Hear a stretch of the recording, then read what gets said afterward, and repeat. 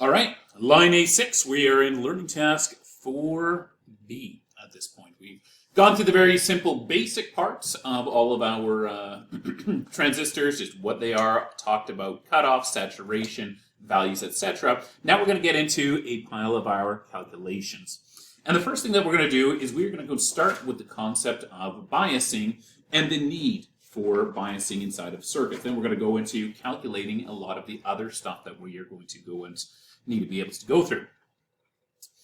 Once again, this pictures that I have inside of here were cut out of the old binder there. I forgot to go and pull out new ones here for the new binders, but the current arrows are reversed on yours compared to mine. You should be, competent at this point in second years that you understand that the current goes from negative to positive. So I'm not going to bother changing that on mine. Just reverse those arrows in your head. Okay, the point of biasing is going to be to set a voltage drop over top of my actual transistor over here from the collector to the emitter in such a way that I'm going to go and have a voltage that could be taken from here, from this top, and fed out to another device. I'm just going to place this right over here. We're going to go and put this thing in as just a speaker icon over here. What this allows us to do, to bias a transistor, which means that I'm going to go and set it midway up its voltage. Over here, we've got a 10-volt supply that we're going to have. We're going to set this thing 5 volts up.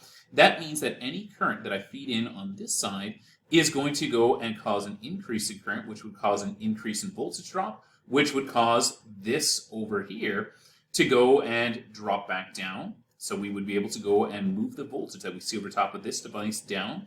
Or if I decrease the current that's going to be going through here, I'm going to go and see a decrease in the volts dropped over top of here. And then this would have to go and make up the difference for that. And so we would see an increase in the voltage over top of there.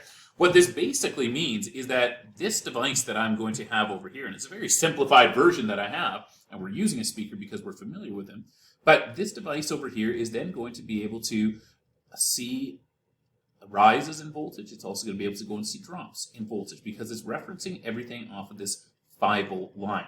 Once it's at 5 volts, it's going to be steady. It's not going to do anything. It's not going to be making any noise or anything like that. But as soon as we go up a little bit, we're going to go and get noise output. As soon as we go down a bit, we're going to go and get noise output as well. It's the way the speaker works. So the point of biasing, and it's incompletely shown inside of here, is setting ourselves up so that we have got a voltage available over here on the collector of our transistor that we can then attach to other loads that need to have a bouncing type of voltage based upon what we're going to go and feed in from this side over here. We're going to see this better illustrated a little bit later on, but that's the point of the whole biasing shenanigans that we're going to go through. Biasing itself just means predetermining where this thing is going to go and have. It's like an actual bias in real life. It's a predetermined idea that you are going to have. In our case, in this circuit, it's going to have a predetermined value of voltage that we are going to have. We talked about the concept of saturation and cutoff. And so we're going to start with those two once again. For me to go and create voltage drops, what I'm going to do is I'm going to introduce this concept. I call it stacks. It's just a way that I like to go and define voltage, where I'm going to go and satisfy Kirchhoff's law of voltage. So right over here on this side, I'm going to go and make a stack of voltage. And we're going to go and say that this over here is going to be my reference, my ground. And then that this is going to be seen as being plus 10 volts. Oh, I don't know why I've tried to write 10. I'm just going to go and put a 10 in there. Okay, that's my supply. What do I know that my voltage drop has to go and be? I know that all drops inside of a circuit have to be equal to my supply. So if I'm going to define the voltage drops for this circuit, it is going to go and be these two drops that I'm going to go and have over here. So I'm going to go and once again say those two have to add up to become my supply value of voltage. Kirchhoff's law of voltage. I see that the plus over here is attached to my resistor. So my RC is going to go and have its voltage drop in the top. And I see that the negative is attached over to my transistor over here. So it's going to be my Q that we are going to have. So I'm going to go and have a voltage now that is going to be defined as being that. These are my loads that I have off of the circuit, the transistor and the resistance that I'm going to go and have inside of here. This is going to be my supply. These two, the sum of these two always needs to go and match that. Not only do we have that on this side over here, we're also going to go and have that on the control side, right? The base side, as this one is referred to. On my base side, we see that we've got a value of voltage, once again, 10 volts. So we're going to go and draw a reference line. We're going to make the negative the reference line because that's going to reference all the way across our circuit over here. We're going to go and draw this out as being plus 10. We see that the negative is attached down over here onto our common line. Then what I'm going to do is I'm going to go and draw my voltage drop. So how many volts am I going to drop over top of this circuit? I need to drop, once again, the supply to that circuit, right? So that side is going to be a 10-volt supply, and I need to drop that across these two over here. So I'm going to go and draw a stack up. Once I've got the stack drawn up, then I'm going to go and define where my drops are. I'm going to go and have my VBE. That's going to be at the bottom, voltage base to emitter. That's going to be attached here at the negative, so it's going to be down here. And I'm going to go and have my resistance in the base. We'd call that VRB. That's going to be up top over there. So this is going to be my resistor in the base. This over here is just going to be my base to emitter. What's my voltages? As we talked about before, this one always is going to be 0.70 volt. It's either going to be shut off, no volts dropped across it because we haven't hit a high enough value voltage, or if we're conducting, it's the tax band, and it always takes 0.7. So this is going to be 0.7. This is going to have to be the difference, which we're going to go and see here as being 9.3 volts that we are going to have over here. Couple of things about this side over here, the base circuit. Anytime that we would increase or decrease this value of voltage, so let's say that I were to go and decrease this value of voltage and take it down to, we'll call that 7 volts over there. At that point, I would still have to satisfy all my voltage drops. So I'd have to go and draw out a new stack over here that would be equivalent in height. This stack would mean that I'm still going to have that same 0.7 volt draw. Even though I've changed the voltage source on this base circuit over here, I still get the same 0.7 volt drop, and then this would just be the remainder of that. So it would become 6.3 if we were to go and drop it down like that. We're not going to do that right now. We're going to go and just, treat this thing as a whole. It's that one, and that one, and that one. Perfect. Oh, I guess that's 7 there as well. We're going to treat this thing as a whole and take a look at it. But that's what would happen. If we change whatever voltage that we're going to be feeding into the base, this maintains. It's just the taxman. It's taking a flat tax off over here, maintains the 0.7, and then the remainder gets dropped over top of there. Same with on this side over here. If I were to go and change my value of voltage, what would happen then is I'm going to go and have a change in the amount of volts that I'm going to drop over top of these. We're always going to have to maintain a balance, but this side is very much based upon the amount of current that I am going to go and let through here.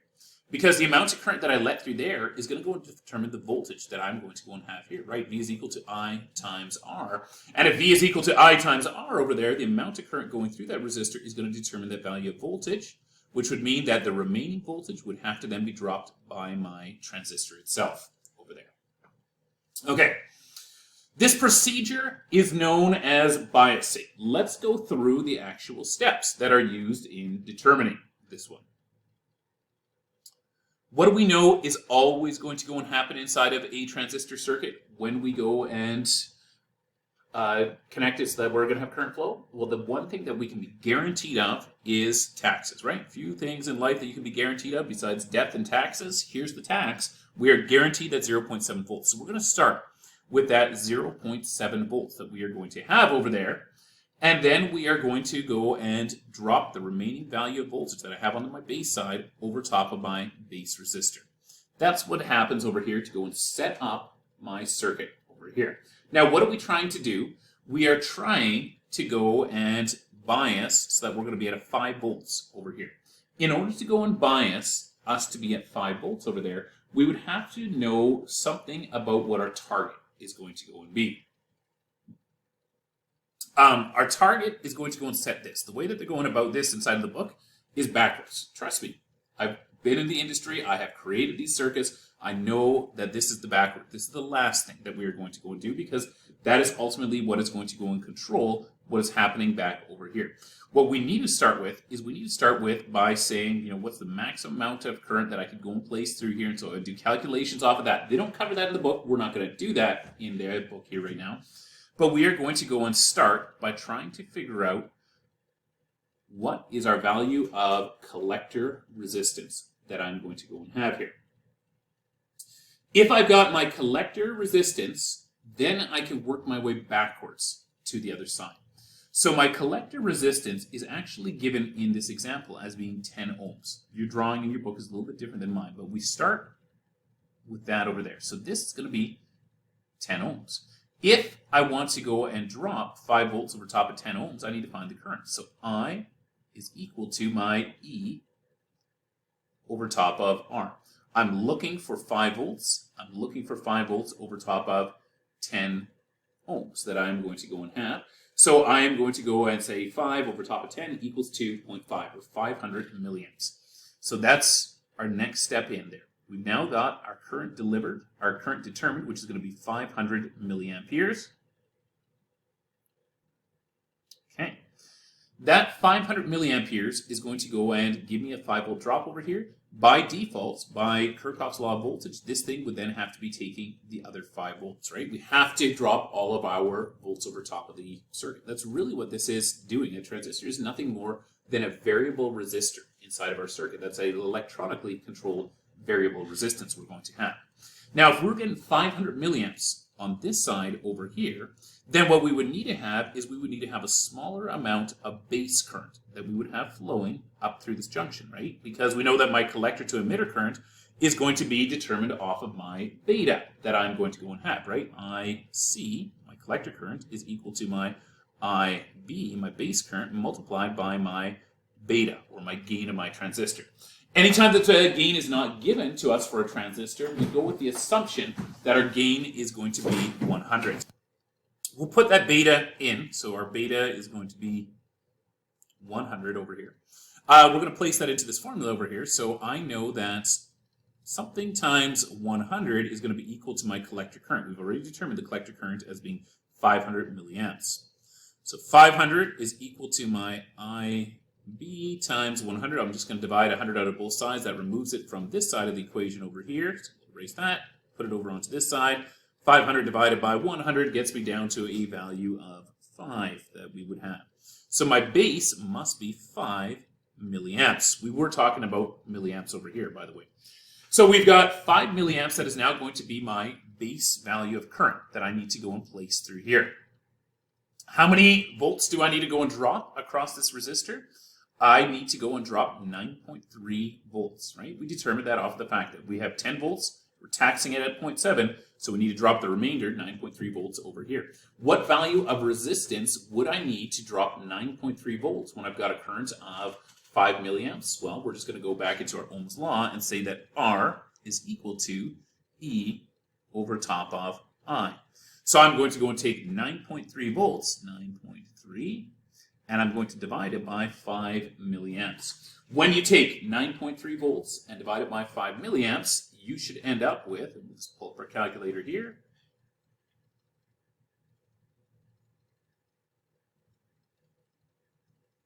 9.3 divided by 0.005. Remember, this is 5/1000ths that we're looking at. Gets me to a value of 1860 ohms. So we would go and have a resistance of 1860 ohms. Not a standard size of resistor at all. In reality, what we would place inside of there would be a potentiometer. You know, a potentiometer that would go, in our case, we would probably want one that is going to go all the way up to 5,000. And actually, in reality, in most cases, the way these are going to be set out is it's going to be a series circuit. We'd have a resistor, and then we would go and have a potentiometer that would be in line with that. The resistor in there would prevent us from going to too low of a value of resistance, and then the potentiometer would allow us then to go and kind of adjust inside of that range. But what we would be doing to bias the circuit is we would be setting this base resistance over here to 1860.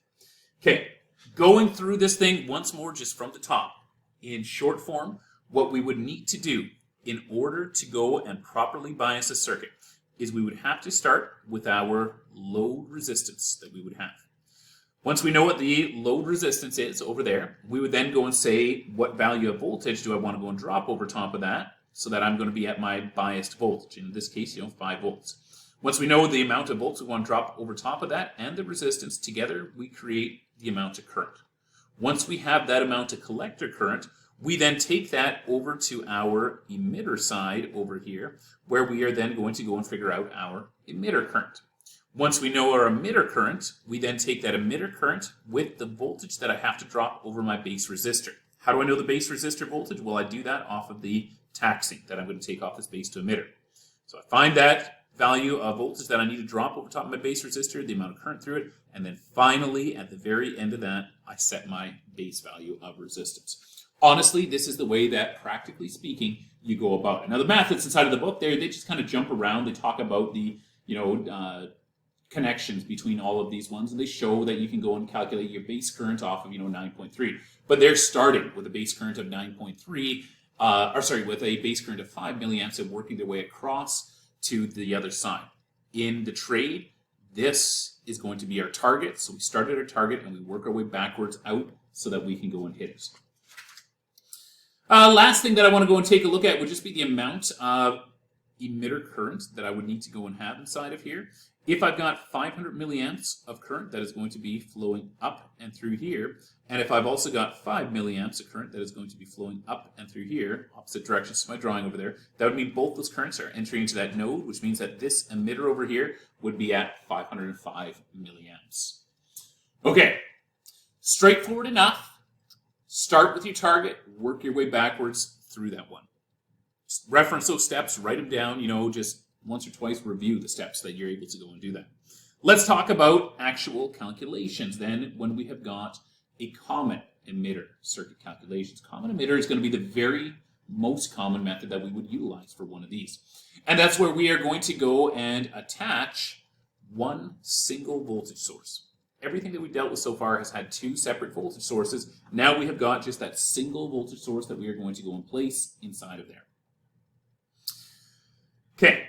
So that is the same circuit as the other one. If we take a look at the values that are inside of here, 10 ohms that we are going to go and have over there, we're still going to have the same transistor dropping, that 0.7 of a volt that we are going to have across there, and we're still targeting the same voltage drop over here, right? So that we are going to be able to maintain that midpoint bias. Once again, the point of this circuit is so that we can create a transistor that is then going to allow us to connect a load across here, so that we can take tiny amounts of current that are going to be changing over here, and we can amplify them into something much larger. Do you want to know something that's going to only take a tiny amount of current through it? Let's talk about a resistive strain gauge, or a bonded metal strain gauge. A bonded metal strain gauge is going to be really, really fine wires, usually platinum wires, because they're so fine they need to be corrosion resistant. We're going to go and weave them into a pattern like that, and then what we're going to do is we're going to go and take a super high strength industrial epoxy and we bond them onto a piece of metal, because that piece of metal is going to go and extend and contract based upon the amount of weight. I want you to think about just taking like a bit of chewing gum or silly putty. If you roll it into a cylinder and then you were to go and apply pressure to the top. So we've got a cylinder of chewing gum over here. If you apply pressure to the top, well, this thing is sitting on the bottom, this cylinder is going to both simultaneously get shorter, and at the same time, it's going to go and bulge out. It's going to get a little bit fatter. What is that going to do to the wires that are on here? It is going to compress these wires as well. What happens when we compress these wires?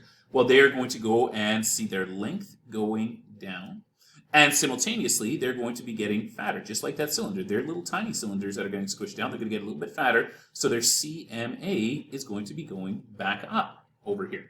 So length goes down, CMA is going to go up on these things. What does that do? Well, should be know where this is going. R is equal to K times L over top of CMA. The resistance of that wire is going to go and change. Length is going down, CMA is going up, so overall my resistance value would be seen as going down. The amount that that resistance value goes down, as that resistance value goes down, the amount of current that I would be allowing through here, tiny, tiny amounts of current, because it's tiny, tiny wires, because the resistance goes down, the current would have to go up. That's where we would use something like this. This is how we get industrial instrumentation. Tiny, tiny, we're talking about like nanoamps or microamps of current that are going to be flowing through these bonded metal strain gauges. As they do so, we're going to go and get a tiny little bit of signal. We run that through a transistor. That transistor then allows us to amplify, and we can actually use this now to go and run, what's something that runs off 5 volts? Oh, I don't know. How about a voltmeter? So we can go and run a voltmeter, tick, tick, tick, tick, tick, tick, tick, looks like that. And then, you know what I can do with that voltmeter? I can take out the piece of paper that's in the back and says, volts, 0 through 10 volts is what it said there before. I'll take that piece of paper out, and then I will go and make something that's going to say 0 through, 1,000 pounds. All we're doing is changing the, scale that's in the background, but that's literally how we are going to be using these things inside of industry. Taking tiny, tiny amounts of signal, taking that signal, and then we are going to go and run it through something that is going to be biased, and then that is going to go and allow us to change so that we have useful values we can take out. Bonded metal strain gauges, by the way, do also work for extension. If I were to go and have them on something like a crane, lots of times, well, not lots of times at this point, all cranes, those big tower cranes, they're constantly monitoring the load because the further out they get along the beam, the less load that they can carry, or else that thing's going to fall over.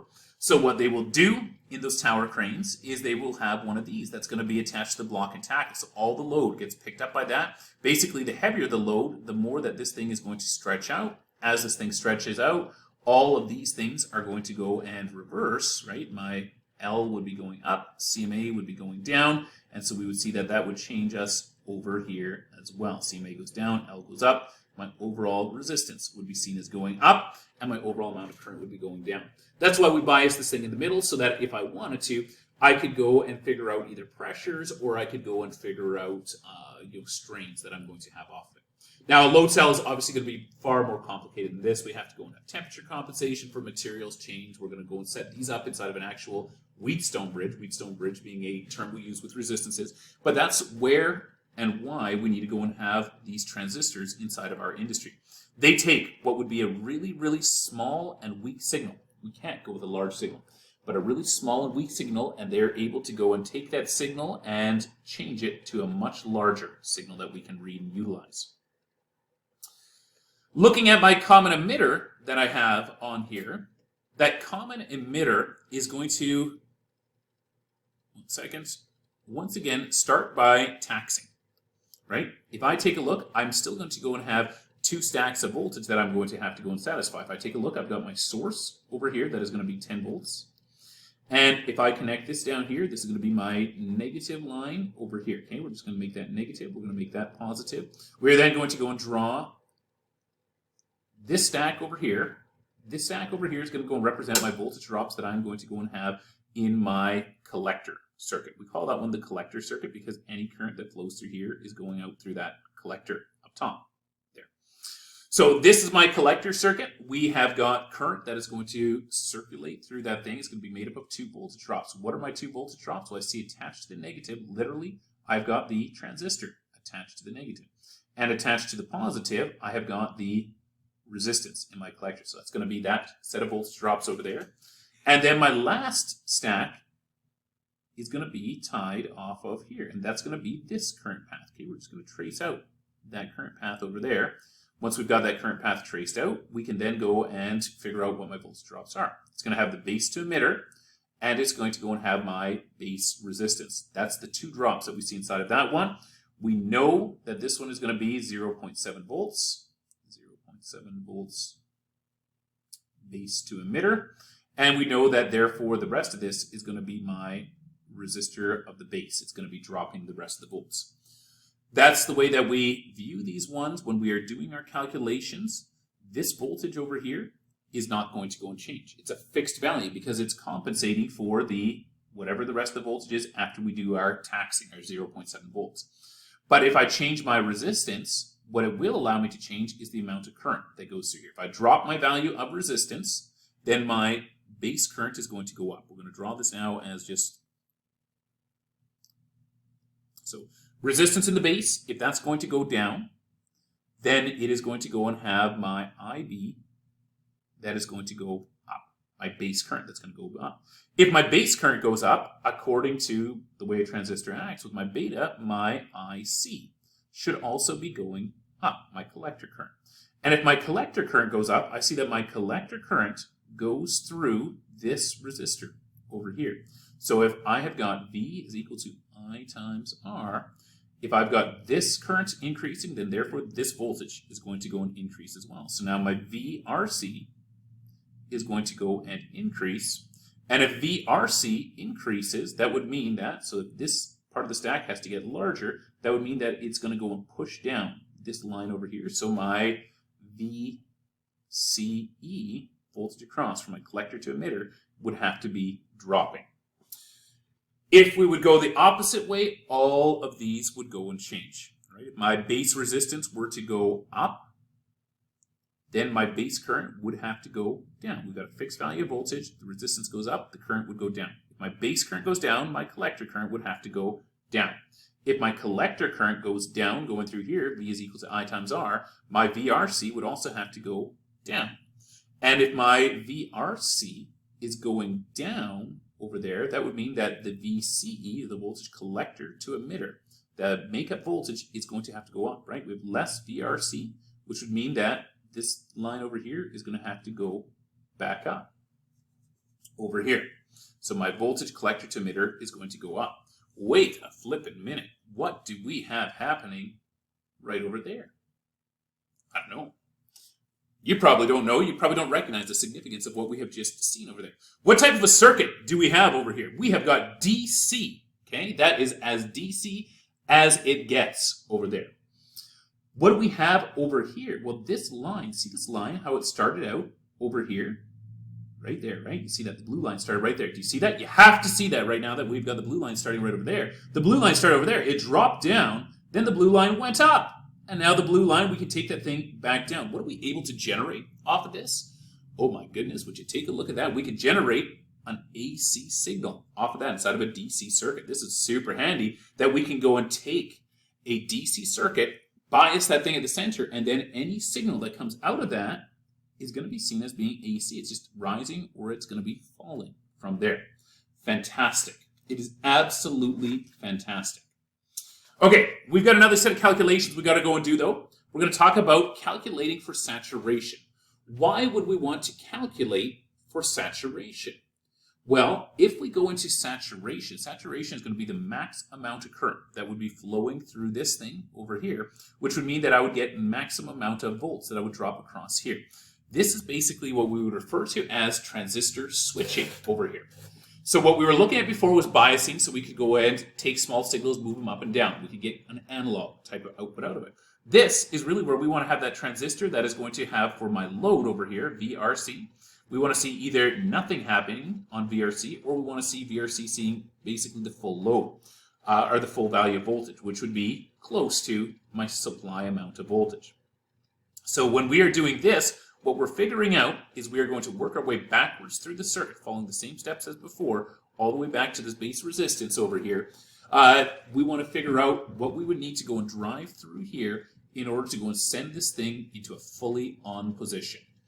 Okay, there will always be a small voltage drop over top of my collector to emitter on transistor, because the transistor is made out of actual materials, and there's current flowing through them, so there has to be a voltage drop. But it's going to be relatively small. We're looking at, nominal values that are going to vary between 0.3 for some of our large components, down to, 0.05, etc. The book over here gives us 0.1. We will work with 0.1 as just being our common value inside of here. What you would do is you would actually have to refer to your manufacturer's data sheet to go and figure out what it would be for a specific transistor you might be using. Where do we use transistors to switch?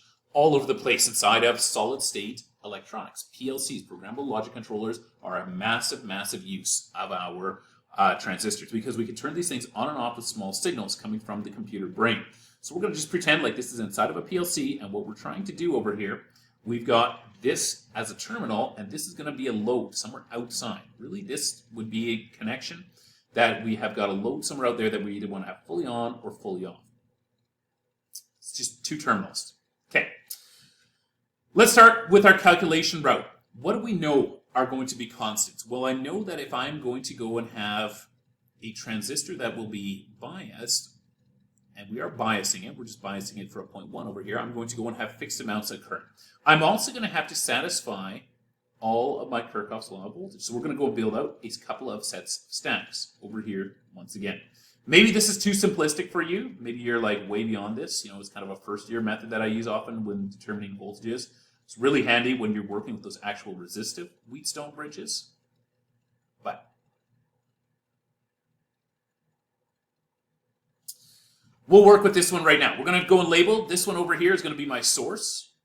I know that whatever my source is, my other voltage drops have to go and match it. I'm going to go and trace out my two circuits. I've got a collector circuit over here. In the collector circuit, I see the positive of the collector circuit is connected to my VRC. So VRC is going to be up at the top. And then the bottom, the negative, is connected to my transistor. We're going to call that thing VQ. That's going to be down at the bottom over there. Then I'm going to go and take a look at my second circuit. My second circuit would be this. Like that. On this one over here, we know that we are going to have my VBE connected to negative, so that's going to be down here, VBE, and that I'm going to have VRB, I can trace that, that's connected to my positive, VRB. Lovely. Now that I know where each of my components are, now I'm going to put the lines in to divide up those stacks. Couple of things that I do know. First of all, if this thing is going to be turned on, my VBE is going to have to be 0.7 of a volt. So I'm going to go place that in there, 0.7 volts, which would mean that my VRB is going to have to take up the difference. What's the difference? Well, my source is 10 volts, so then this one's going to have to be 9.3 volts. I'm going to do the same inside of this circuit now. If I have got this thing fully saturated, at full saturation, we're going to have 0.1 of a volt. That's going to be over top of that. So I'm going to place that down here. We're just going to drive it right to the VQ. That's going to be 0.1, which would mean that the remainder of my 10 volts would have to be dropped across my VRC, 9.9 volts that we are going to have over there. Now that we have all of those values, we can figure out our currents to get to them. We're going to start up here. We know our value of voltage. We know what we have over here for a load resistance. This is why it's critical to oftentimes know our load resistances. We're going to go and take that, we're going to convert that into current. I is equal to E divided by R over here. So I'm going to go and take 9.9 volts, that's what I have over top of this resistor, divided by the ohmic value of this resistor, right? We're working only in this resistor itself. 9.9 volts over top of 10 ohms gets me to a current of 990 milliamps. So I'm going to go and put that value in there. Put it in right underneath here. 990 milliamps over here. That 990 milliamps is going to go and see a small reflection of it that's going to be inside of this circuit over here. Well, it's my beta. Well, my beta is going to be 100 again. Okay, it's just what we're working with at this point. So beta equals 100. I know that I'm going to have 100 times less current inside of my base circuit. So take your 990 IC divided by your beta, that's going to go and equal your base current that we're going to go and have there. We do that, we're going to go and come out to 9.9 milliamps. That 9.9 milliamps flows through here and flows through here. 9.9 milliamps that we are going to have.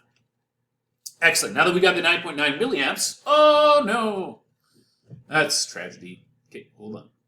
All right, we're back. Let me just put these values back in there. This one was the 990 milliamps. We calculated that one down to 9.9 milliamps. Unfortunately, we lost our drawing of the stacks, but you've got it copied down in your book, right? Perfect.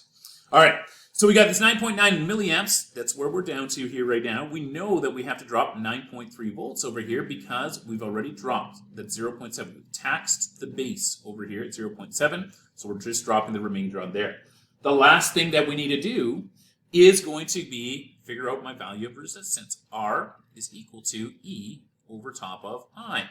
What's my value of E over here? It's 9.3 volts. What's my value of I? It is 9.9 milliamps. So we're going to go and take 9.3 divided by 0.0099, and that is going to go and give us a value of resistance that we would have to set this to. The value of resistance is going to be 939 milliamps. Okay. That's going to be our minimum value of resistance that I would need. If I go to a lower value of resistance than this, let's say I go to a 900, all that that's going to do is we're still going to have the same 9.3 volts over top of it, but I would get more base current through. But me putting more base current through cannot drive any more collector current through, which means that I'm not going to get any gain out on the other side. Where this becomes a problem, because for some of you, you're like, well, why don't we just go to like, 50 ohms and then be done with it because we know we're guaranteed to be in saturation. Where this becomes a problem is because this is going to be 0.7 volts that we are going to have over here, which means that that is going to have volts and it's going to go and have amps that are going to be going through it. If I have got 939 ohms, by the way. I wrote milliamps there, 939 ohms. If we've got 939 ohms over there, and we're getting this 9.9 milliamps that we're getting through there, we are getting a value of power. We're just going to calculate that value of power right now. So we have got 0.7 of a volt multiplied by 0.0099. Okay, delete that. This over here is going to be my 9.9 milliamps. Gets me to a value at this point that across that base to emitter over there, I have got 0.006. So I've got 6 milliwatts that is going to be off of here right now. Seems really tiny. To us as electricians, that is very tiny. But what we have to do is we have to remember that watts are watts. We can go and get resistances. We can get tiny little resistors that are going to be 100 ohms. I can also get resistors the size of my torso that are going to be 100 ohms. The difference between those two is the amount of watts, the amount of heat that they can carry before they're going to go and burn out. This transistor is going to be rated based upon the watts, and unfortunately, they are very small for the most part. What is my actual watts on this transistor over here? Well, I would have to go and add in this as well, right? I've got 0.1 of a volt over here and 990 milliamps. So looking at that, 0.1 of a volt multiplied by 0.990, 990 milliamps over there, is going to go and give me my watts that I'm dissipating on my actual collector to emitter. And I see that that one is going to be 99 milliwatts. So this is going to be, across collector to emitter, 99 milliwatts. So I've got 99 milliwatts over there, another 6 milliwatts over here. What is one of the beautiful things we can do with watts? Well, we add them straight up. 99 milliwatts plus 6 milliwatts gets me to a grand total of 105 milliwatts. The wattage ratings on these things are usually going to be fractional watts. So we're always watching that value, the maximum amount of current that I'm going to be sending through this thing to make sure that I'm not going to go over top of it. If I start to screw around right now on this value of resistance and I go too low, so instead of this 939, which is our optimum target, if I drop that thing down to 500 ohms, that 500 ohms would cause an increase in this current, which would cause an increase in this milliwatts, which would cause an increase in my total watts. We're not going to calculate it out. You get the theory, right? What's that going to do? That's going to burn your transistor out. That's why we go and look for these values. Now, you'll usually go with a little bit higher. 900 probably is going to be okay. We're not going to exceed our milliwatt ratings, and we're guaranteed to be inside of saturation. But we don't want to just screw around with these things loosely, because otherwise they go too far and we end up with burnt out components.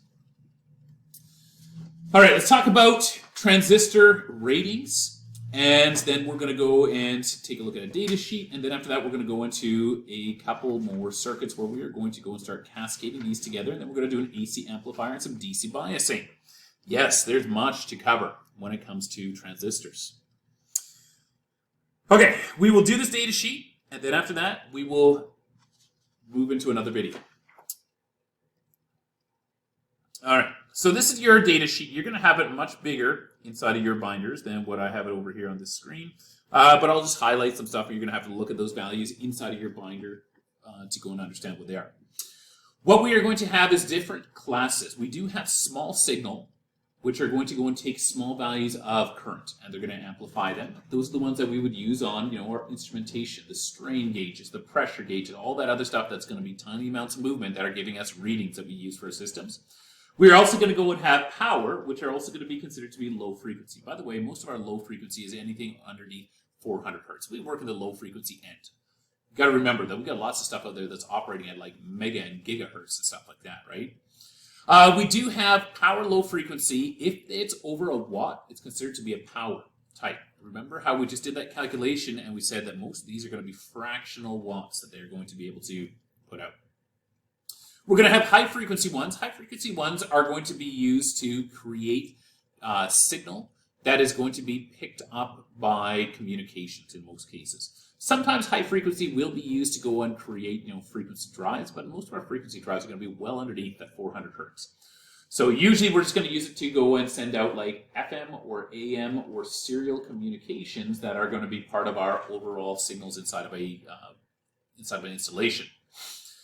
Switching transistors are going to be ones that are going to be simply used to go and cut back and forth between highs and lows. They're especially built with like outsized heat sinks and things like that. Usually, we are going to go and work with power types. As electricians, that's our most common type. We're going to have these inside of our circuits. We're going to go and identify them as being our transistors just by the case type and by the fact that they're usually going to be very large and connected to heat sinks because they want to go and bleed off as much of the watts that are inside it. This 6 watts, our 6 milliwatts, this 99 milliwatts over here that are getting me 105 milliwatts, we want to go and get that out to the air. So what we do is we connect them with thermal paste onto a heat sink, and then we connect that heat sink, we give that heat sink lots of surface area through the fins off of it so it can bleed that heat out. Looking inside of here at our data sheets, a couple of ratings that I want us to go and be aware of. First of all, an electronic data sheet. Every data sheet is going to go and be broken down into a section that is first going to go and give you the maximums, and then it's going to go and give you the characteristics. Okay, that's the two main sections that we are going to go and have inside of an electronics data sheet. They all follow this standard. I shouldn't say they all. 99% of the ones that I've looked at, and I've looked at a ton of them, do have this standard. The maximum ratings are the things that we should not be exceeding. Okay, this is just the don't go there.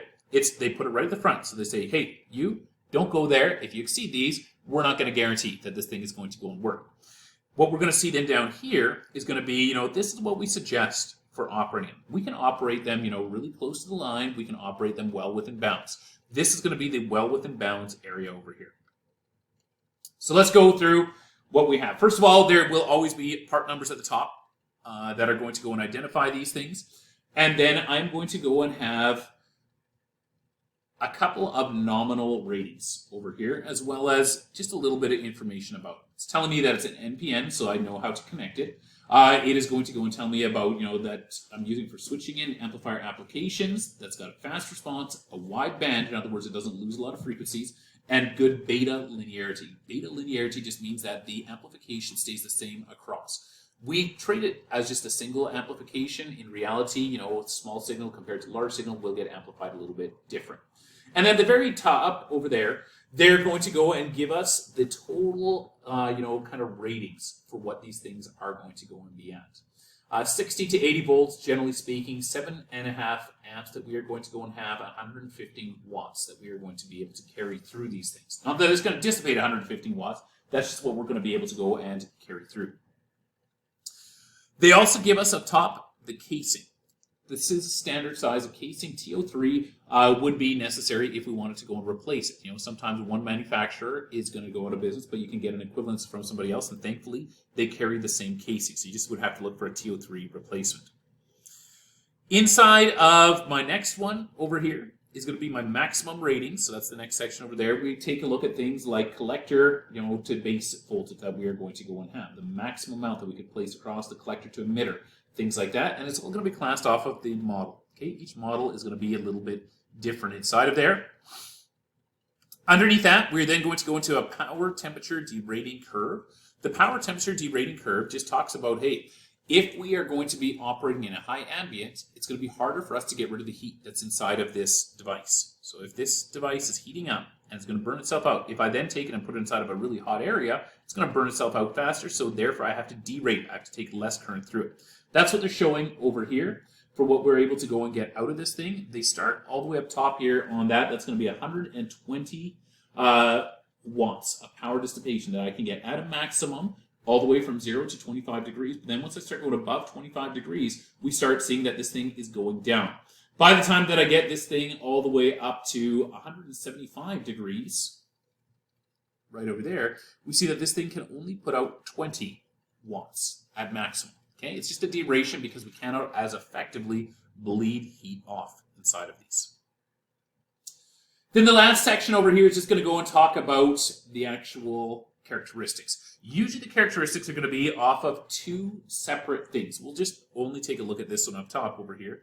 the emitter to base cutoff voltage over here, they show for two separate things. They're saying, look, if you're going to go and have a 6-volt supply that you're going to go and have, or a 10-volt supply, this is what you can go and, guess to be as a typical minimum or a maximum. They're telling us that at the maximum, it's going to be 25 milliamps that we are going to go and place through that junction over there. Down here as well, we are going to go and have DC current gain. That is going to be down over here. We're going to look for that one there where it says DC current gain. We see that its symbol is HFE. HFE, hybrid forward emitter. What is that? That is our beta, as we said in the previous video. Beta is often identified. There is no place on here where it talks about the beta. They just talk about the DC current gain. There's actually a difference between DC current gain and AC current gain. But that's a whole separate, that's about a couple of weeks, 3 weeks in electronics back when I was covering up there. I would teach through that one there, and it's a completely separate way that we look at it. We're just looking at these things inside of the DC end right now for switching. So my gain is going to go and vary. Now take a look. They show us that we've got typical. We are going to go and have minimums, and we are going to go and have maximums for my gains that I'm going to go and get out. And it's all going to be based upon what I am going to go and have for my currents that are going to go through. It's based upon the collector. If I've got a collector current of 5 amps, we're going to look at this bottom line over here, and a voltage collector to emitter that's going to be 5 volts. So I'm biasing this thing at 5 volts over here, and I've got 5 amps going through it. I can expect anywhere from a minimum of 40 that I'm going to go and have to a maximum of 120. In other words, they are all over the map. Do not just expect that in reality they're going to always stay at 100. We just use that 100 kind of as a loose number because when we look at this data sheet, we see that the gain is all over the place. As we go down that curve over there as well, we take a look at the next ones up above it there for a collector current of 3 amps, and then above there for a collector current of 0.5 of an amp. It just allows us to kind of eyeball what we could expect out for gains off of these ones. Last one that we are going to worry about as electrician is just going to be switching times. I always want to replace something that's got a switching time that is going to be the same speed or faster.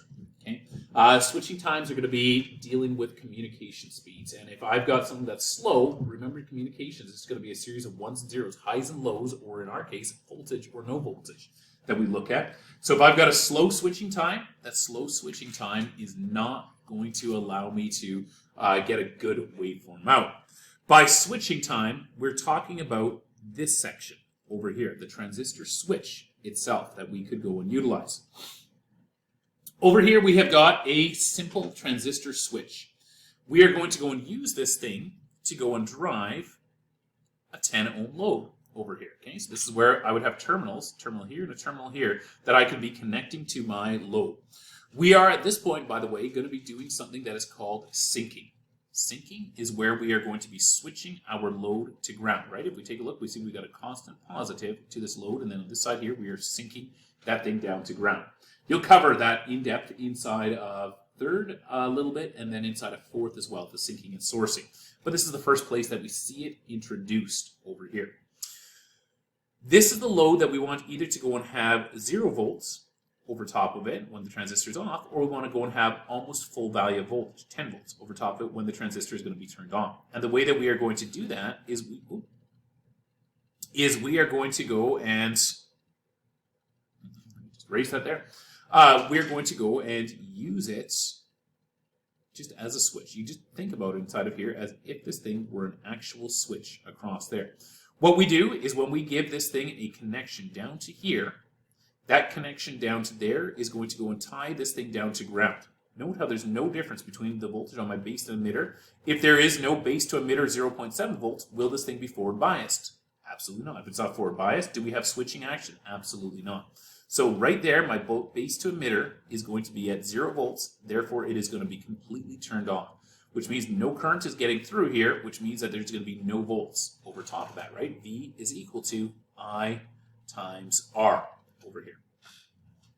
When we bring the switch up to this position over here, we are then going to go and have a tiny amount of current that we are going to be able to take through, right? We're going to go and establish a voltage drop over there that's going to become 0.7, right? We'll tax that first. We're going to drop the remainder, 9.3 volts, over top of this over here. And that 9.3 volts over top of that amount of base resistance is then going to go and give us just enough current to drive this into saturation, what we just calculated there before. This allows us to go and switch loads on and off. We use these in place of mechanical switches because if we use a transistor here to switch this load on and off, we don't have any contacts, any arcs or anything like that for these things to go and burn out. There is a point of danger though, and a point of ambiguity as well. We're going to talk about the switch that's over here because right now some of you are saying, this is pointless, this is dumb. Why would I go and replace one switch with another electronic switch when I still need to go and have a switch inside of there? We'll talk about that in a second. But I just want to go and talk about what a transistor actually is first. A transistor is a block of PNP or NPN. I'm going to use NPN off this one here because if I take a look, it is pointing towards my N-type material over here. So either one of these, NPN or PNP, is going to be semiconductor material. What is semiconductor? It's neither a good insulator nor is it a good conductor, but it is going to go and always conduct, even if we are not gated. So we got our depletion regions up over there, very potential across those. There will always be a small amount of current that will trickle through these. Transistor switches are leaky. Guaranteed, we will always have a tiny, tiny trickle in the milliamps or the microamps of current that is going to be traveling through these things. They can never fully switch off. They get close, but not quite. So just be very aware of that when you're using your transistor switches. In some cases, if you've got a really, really low power load, that amount of current that is going through one of these when it's supposed to be off can actually maintain it, keep that thing on. It's a big problem with low power components driven off of transistors. LED lighting and things like that can sometimes actually just kind of dimly glow and stay on. You've probably seen that before, a dimmer that doesn't want to go and shut the light all the way off. It's going to be transistor driven and there's just too much leakage through it. Excuse me. Let's talk about this over here. They're drawing this in as a mechanical switch over here. In reality, this thing is not going to be a mechanical switch because that just makes this whole thing kind of redundant over here. Transistors are not going to be carrying hundreds of amps. They're going to be carrying tens of amps, usually max for most of what we're looking at, which means that having this extra switch over here, we could just otherwise have used that over there. What we will do instead of this is we are oftentimes going to go and have a different device that kind of looks like a three-way switch. I'm actually going to draw that device inside of here. That device over there is an op-amp. A better drawing of it looks like this. It's got 5 legs to it, like that we're going to utilize. And basically inside of an op-amp is an electronic switching module inside of here that is then going to go and switch either down to there, to the ground, or it is going to switch up top there to the positive, depending upon what it sees inside of here. It's basically a voltmeter that is going to be monitoring stuff that's going to be inside of there. We're able to set gains off of these. We are going to look at them in third here. But that's what we would use inside of here. It takes the place of that 3-pole switch over there, and it basically monitors voltages, and based upon those voltages, it is then going to switch stuff on or switch stuff off. You get how that could go and be handy, right? That it's going to monitor voltages, switch stuff on, switch stuff off. That rise time that I was talking about as well, the speed on the data sheet over here, switching times, is going to go and determine how square of an input you are going to go and have. If I get something that responds slowly, when it's turning on, in reality, it's going to go and make that wave, instead of going completely straight up and on like that, it's going to go and rise like that across there. We want to have just really rapid switching times for most of these components. All right, we are going to go and stop this video now, and we will go and start another video for the 2 transistor circuits.